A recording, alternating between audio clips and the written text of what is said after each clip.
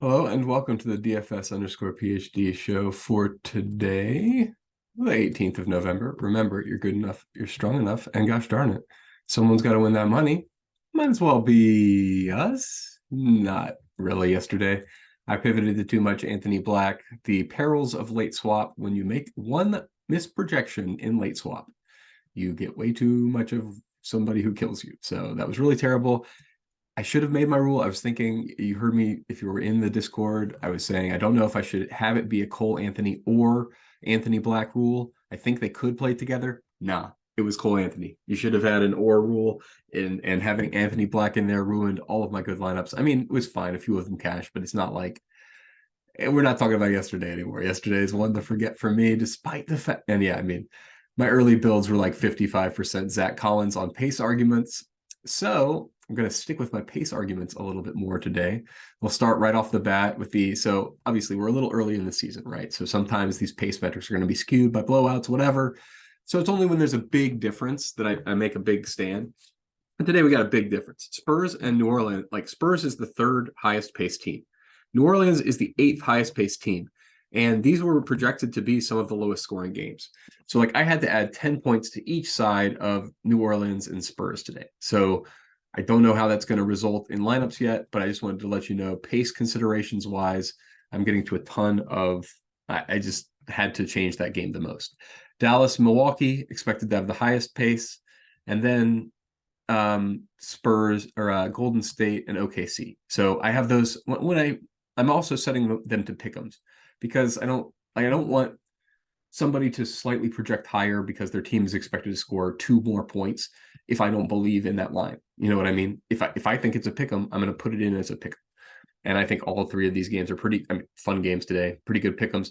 I'm surprised I'm getting to so much Miami. There must be a value situation there because, I mean, that game's terrible. Miami, Chicago, I'm listening to my heart. These 2 teams, who's going to go fast? Miami, 18th in pace, or Chicago, 28th in pace. Neither team wants to push the pace. It will not be pushed. Oh, that's my check on Sims alarm.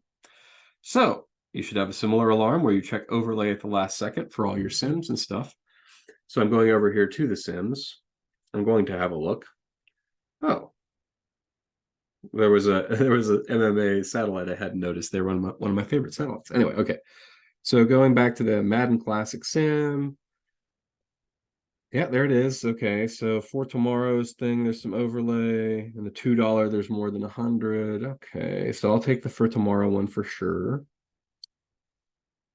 Yeah, that one only has not enough money behind it. Okay, now let's go to Showdown. I don't need any more pitch and putt tickets at this point. I don't can't use them up fast enough, but at the same time, if that's where the money is, I'll take it on Showdown and put it on the Joe Mixon lineup. Yeah, why not? Okay, so yeah, the other thing people have asked me to do is to show over here in settings where the group rules are. So let me go and do that. So first of all, I never have a min setting. So 5-gamer, maybe you can consider like $400, $500 of wiggle room. I still think the winner probably is gonna, I don't know. Yeah, I didn't notice it was such a thin slate. That might be part of the problem. So let's do that. Let's give ourselves a little bit more wiggle room there. You can use all your salary. That's not part of it. So weird rules today. This is the one I instituted today. Roddy or Aldama extended because we have a weird situation today. Tillman is out. Where's my popcorn machine where I was looking at? Yeah, Memphis's last game. So Memphis's last game, we had Tillman playing 22 minutes and we had a weird blowout situation. So we can't exactly extrapolate. But I think who got subbed out in the blowout is Zaire Williams and Santi Aldama. So Santi Aldama, 25 minutes is wrong. Don't project that. He was pulled in the blowout for Kenneth Lofton Jr. Now, there is a question with Tillman out. Are they just going to redistribute? So how many people were in this rotation? 1, 2, 3, but Marcus Smart is not going to be there today. So 1, 2, 3, 4, 5. Luke Kennard's not going to be there today. 6, 7, and Tillman's not going to be there today. 8. So it's 8 people in the rotation. If they don't add anybody, and we should expect way more minutes for Konchar. Let's see. What are we predicting for Konchar right now? Because Konchar is who got all of the minutes before garbage time in the last game once everybody got hurt. So yeah, way under projected here. Oh no. Yeah, this is all wrong. So this is coming from 20 minutes. Yep. I knew they were being okay. So Konchar should be like 20, 28 minutes today.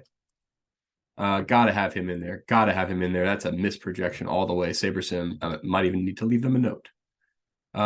But why is this not? Oh, am I still within the rule? I might still be within the rules. Yeah, I need to save my rule or whatever. But when I change a projection, I always 35% Konchar. That's about how confident I am he's the guy that closes.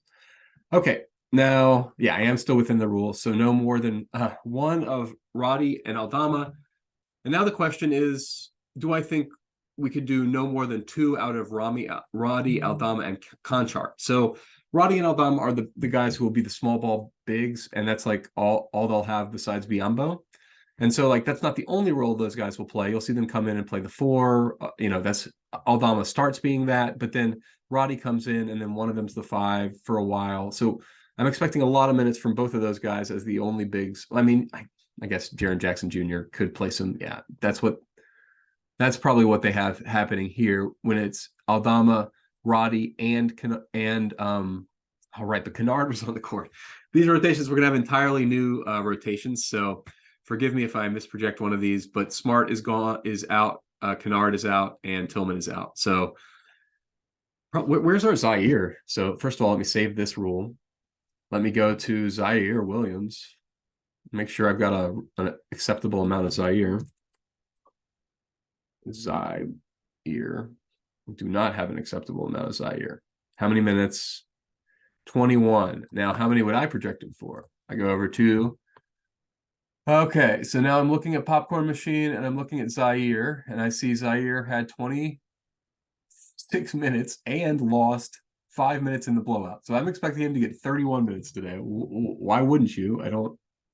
Anyway, we've got massive misprojections going on here with SaberSim.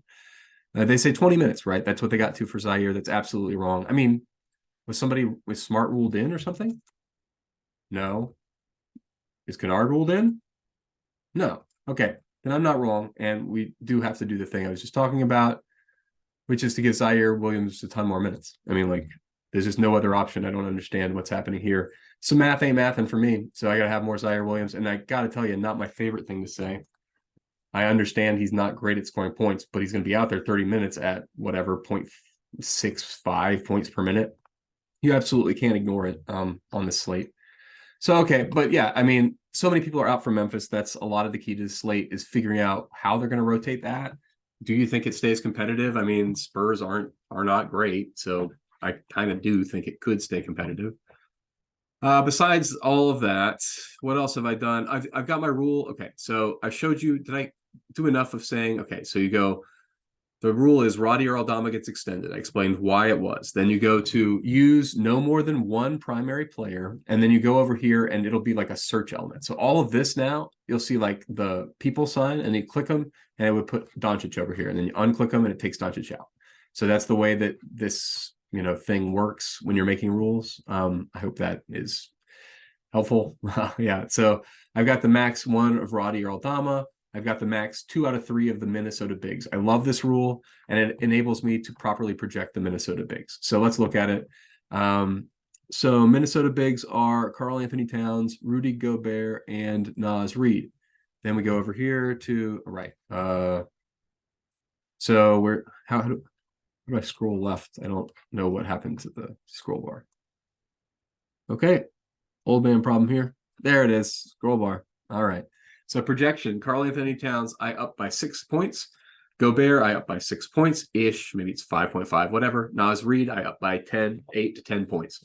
And the whole point is, what these guys are going to go off if any, so if either of the starters goes the full minutes, they smash. Or if one of them gets in foul trouble, Naz Reid will smash. These are the conditions that I think are reasonable. Now that I've said it, I think Naz Reid might smash a little bit more because foul trouble could be significant for the other guys. I think Naz Reid could get extended 28 minutes relatively easily on the slate. Okay. But anyway, no more than 2 out of 3. So use, and this is, by the way, it starts off as use at least. Be very careful. Always when you're introducing this rule, change it to no more than. I never use an at least rule. It completely messes up your pool because then you have like 5 possibilities, right? If you have to use a guy. So you're losing all of the benefit of doing simulations, game sims and stuff when you do it that way. We don't need aggregator rules. This is the other thing we would use in a showdown to get different. We don't have to get different today. We have 8 guys. When you're choosing 8 guys from 5 teams, there are, can I do it? 125 games. So that's 10 teams, 150, choose 8. That is a lot of people. That's a lot of possibilities, right, guys? I mean, it's so many. Let me do it on my calculator right quick so I can impress you with the sound of the number. 150. I can't do it on the screen because when I hit Control T, it'll you guys have seen me do it before. It takes a screenshot and it makes me go crazy. So there's about 10 to the 12 different possible lineups tonight. So yeah, I could possibly do 150. I'm actually doing 20. So that's why I don't care, because it's 5.24 times whatever number of, it's a lot of possible lineups tonight. Even once I tell you the 5 or 10 best things to do, like play Dyson Daniels, which you should play Dyson Daniels. Assuming that CJ McCollum is still out, you play Dyson Daniels. Assuming all those Memphis guys are out, you're going to play a lot of Jacob Gilyard. It's fine if you have the stomach for it to play 95% of Dyson Daniels, to play 85% of Jacob Gilyard. Seems a little bit much for me. I'm not going to do it. But if you have the stomach for it, it's probably optimal. I mean, like at this point in the day, if we don't get any more news, whatever. I don't think there's any other forks today. I wanted to apologize if anybody used the Collins fork yesterday. They randomly went to Sandro. Mamukashvili is the other backup, and it had been Bassi all year, and he had a pretty good last game, and there was no news of an injury. So we can't do the Collins fork as long as Bassi's not the firm backup. You have to have some sort of solid rotation in the backup. And the other games we have it's mostly the center is the 4 is backing up the 5 kind of situation. So you can't get a true kind of the sort of thing you would want. Okay. Yeah, I like the rest of these plays too, though. Jaquez, fine. Roddy, great. We just explained why I'm going to have so much Roddy. And I mean, yeah, actually, if the field's going to be so underweight on Roddy, I think that might, people maybe don't understand his role as big. Like he's like Kenneth Lofton, who actually plays. I don't know if that's rude to say. Kenneth Lofton, a bit too assertive, always going to be a negative plus minus guy out there. That's why I don't think. So that's the question for Memphis, right? Does either of those guys, Lofton or Vince Williams, start to see rotation minutes? I think they were just seeing time in the blowout there. They were down 16. It was a give up time, right? So I don't think they're going to see rotation minutes because we already did have 2 of these 3 guys out, and neither, well, only Kenneth Lofton has a real chance, because Kenneth Lofton could theoretically play some of the Xavier Tillman type role or something. I just don't know if it works. I think they have him in mind as like a 4 later player, so I don't know. I'm not going to put Lofton in there myself, but you can get there if you're being crazy. So Zach Collins, you saw it tonight. Like, saw it last night. Whenever he does get in foul trouble, he's going to smash. Because he's big and stands at the rim. We talked about my grandma's rule, man. If you just stand in there, you're going to score all the points. Santi Aldama, yeah, actually, now that I know I'm right about this, I'm going to go up to more Aldama. I mean, I thought I was for sure that Tillman was out, but none of these projections are allowing for Tillman out. So as long as Tillman's out, I'm going to get to a ton of Aldama. I'm going to get to a ton of Roddy. And actually, now that I'm saying it, that might be cool. That might be core. I think that. How much do I think Roddy will play? Let me do the actual math.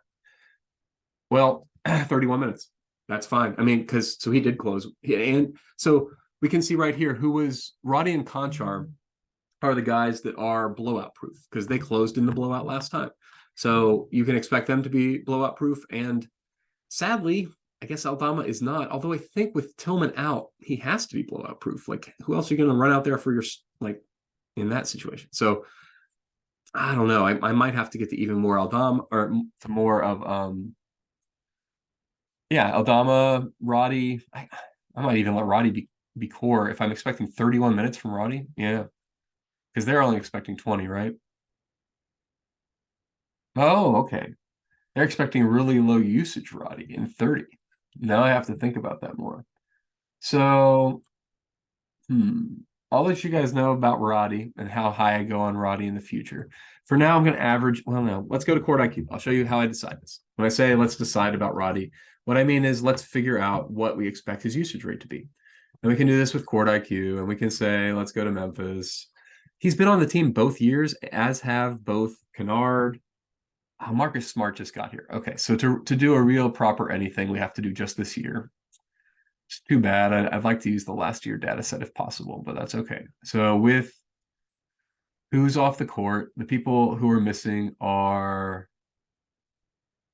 Tillman's off the court, Smart's off the court, and there's like a third guy who's off the court that's important, Kennard. Okay, so with those guys off the court, what pops? Show it to me. Wash. Now, also, so few minutes. Look at this. I just wanted to point out 64 minutes. Don't take too much. Like, this is a plus or minus. We got one order of magnitude at the most, right? And I don't think we even got that because I don't think you can really expect 60 points from Desmond Bane. Oh, really? Like, what is my Desmond Bane projection? It should be, yeah, okay, 50 points. I'm like, it should be pretty high. Like, there's nobody else on this team who can score any points against a pretty bad other team. It's definitely everybody's in play.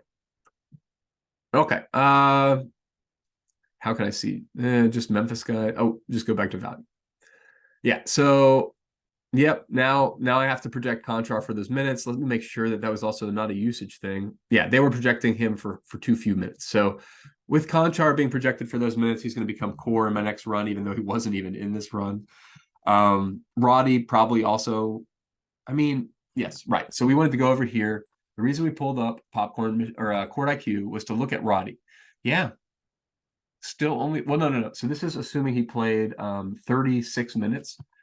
He would get 29 points, about 2/3 of a point per minute. All right, ding dong. Well, SaberSim wins this round.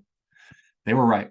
Anytime you're like doing a projection difference and you assume it's based on minutes, double check because if SaberSim in this case they were right. They were right that Roddy with this group of people has not had a high enough usage this year for me to count on what I was counting on. Now I might go halfway because I kind of feel like Roddy hasn't hit his ceiling yet this year.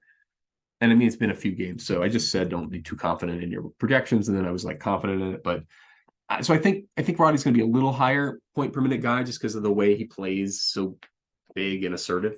And if he hasn't done that this year yet, that's fine. Who cares? But yeah, generally speaking, if you're making a change here, make sure it's because of the minutes that you're expecting difference. If like Aldama, the minutes that I was expecting, yes, they are not projecting him for those 6 minutes. I have to project him for those 6 extra minutes. And I think there might be a usage thing difference, right? Because I'm projecting him for 31 minutes or 31. Yeah, let's do a little bit less on Aldama. 31 in 32 minutes. Yeah, that sounds fair. But yeah, so okay, hopefully that's been revealing. Obviously, I will have to rerun this, so I'll just click the button and we'll see how fast it happens. If it happens quickly, then I'll show you the results. If not, we'll talk about it next time. I'll tell you about other people. I forget if I made any other just random bump ups over here. I don't think I did, aside from the team totals that I already told you about. Yeah, I didn't disagree with too much. SaberSim did a pretty good job today. You know, and obviously you see every projection change. The reason every projection has changed, just to be clear, my process, and I think this should be your process too, look at all the team total projections and see if you agree with them or not. For me, it's based on pace. I go based on pace. Obviously, that's already baked in. I know people can tell that metric. I just kind of try to envision the game and like who on Miami and Chicago is going to go fast. Have you ever seen any of those guys run down the court fast? I haven't seen it. If it happens, it happens. I lose all the money. That's fine. This is some of the grossest playing basketball I've ever seen from these teams. I expect a gross game. I expect it to be 102 I expect it to be lower. I was going to say a lower number. 104 to 102 is still a bit high for me. The rest of these games are all basketball teams. They're all trying to play basketball. Those two teams are trying to win basketball games. Oh, right. That's always my criticism of Miami at the end of the day is like their focus is too much on defense or whatever. Okay, fine. All right, it didn't tell me it couldn't meet my conditions. That's always a good start. Good start. A little surprised. I have a lot of conditions out there. 90% Bane's a bit aggressive. However, it's fine. I mean, if you got the stones for it, I don't. I think there's a chance of a blowout here. What's the chance? 15%? 20%? All right, so let's benchmark it at 80 Bane for now. I'll eat a lot of Bane. There's nobody else to score points today aside from Jaren Jackson Jr., who I assume I have a small amount of. Wow, who I have none of? Is he not even in the pool? Hold on. Can't have 100%, 11% Jaren Jackson Jr. And hold on, I'm projecting how much for Bane? 49. And how much for Jaren Jackson Jr.? 40? Okay, hold up. Math ain't mathin'. Triple J, I should be projecting 37. Okay. What if we go to last year? 37 is pretty low. But if we go to last year, so now I see how they got there at SaberSim. They're using this year's current whatever rates. Let's go to last year, which is a bigger sample size and has two of these three guys, Tillman and Kennard. And if I go last season and I have Tillman, Kennard, and Jaw off the court, then who was rocking it? Jaren Jackson Jr., 52 points. So that's what I'm saying. That's why you got to do the back. You got to do, if something doesn't sound right to you, number one, you could just change it because you know it's wrong. But number two, double check, right? And yes, I know for sure there's a definite possibility that Jaren Jackson Jr. doesn't get in foul trouble against, who they even playing? San Antonio? Okay. Now that I said it, Collins and Wembanyama are going to be a struggle for him. He's going to want to block them. But if he does actually successfully block them, all right, now let me benchmark myself with this crazy talk about Jaren Jackson Jr. not getting in foul trouble. He's low owned. I love it though. That's the thing. Like if he could really smash the slate. So just for the leverage, I'm gonna go 30%. I think that's about the chance he doesn't get in foul trouble too. 30%. That's not asking for too much, right? Yeah, I don't think so. So yeah, exactly. I think you gotta have it's closer to a coin flip with Jaren Jackson Jr. and Bane. And I especially with no Tillman. I mean, they might go the number of minutes for how many minutes do they have for Triple J? Because I might have to bump this up even further. 33 minutes is wrong, right? We can go right here. The other thing you notice about Triple J in the rotation from the last game is Triple J is the back. Oh yeah, he didn't get a last stint because of the blowout. So that's probably where they're projecting the minutes. Anyway, so I would add 12 to Jaren Jackson Jr. get 34 minutes. And he's going to be the backup 5, and there's not Tillman now. So it's possible the 22 minutes from Tillman, they don't want to go just small ball with Roddy. They don't want to just go small ball with Aldama. They could try to, or Lofton, right? Lofton's still not that big. So they might try to get Triple J to work really hard, right? If he doesn't get in foul trouble, they might have him out there 40 minutes. It's definitely in the range of outcomes. They definitely do not have other dudes. So I think a Triple J like all-timer game is definitely in the range of outcomes tonight, just because of the situation in Memphis. Like if they're to be keeping this game close, no. Okay, so that's why I'm going to go 65% Bane, is because I think it's not all on him. And the current projection was way too much all on him. And now we're going to get, you know what, 65% Bane, 35% Jaren Jackson Jr., but that adds up to 100. What's the actual chance they keep it close? Probably adds up to, okay, let's go. Let's keep it at 80. The chance they keep it close, 80%.